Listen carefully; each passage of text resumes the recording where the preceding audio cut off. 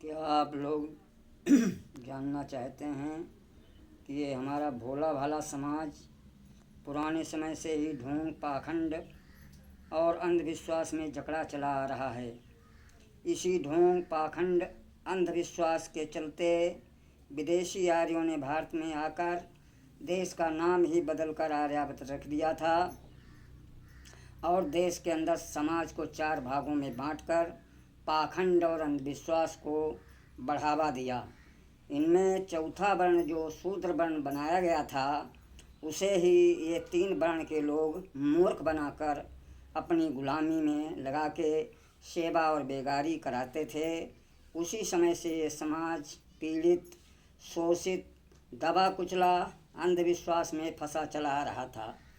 14 अप्रैल सन 1891 ईस्वी में मध्य प्रदेश के इंदौर ज़िले के महू ग्राम में महार जाति में जन्मे बाबा साहब ने देश विदेश में अपनी गहन पढ़ाई कर 32 डिग्रियां हासिल की और देश में काबिज अंग्रेजी सरकार की मदद से उन्होंने गुलामी की जंजीरों से जकड़े समाज को बाहर निकालने का काम किया था और हर संभव समाज को अपनी मंजिल तक पहुंचने के लिए 3 संदेश दिए, जिनमें पहला संदेश था शिक्षा। शिक्षा ही समाज में जागृति और क्रांति लाने का काम करती है।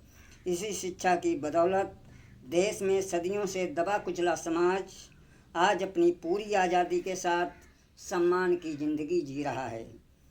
भीमराव अंबेडकर के द्वारा दी हुई आज़ादी के बल पर हर इंसान अपने मन मुताबिक कार्य करता है, लेकिन जब तक वो कानून के साए से बाहर रहता है तब तक वो लीगल और अनलीगल करता रहता है।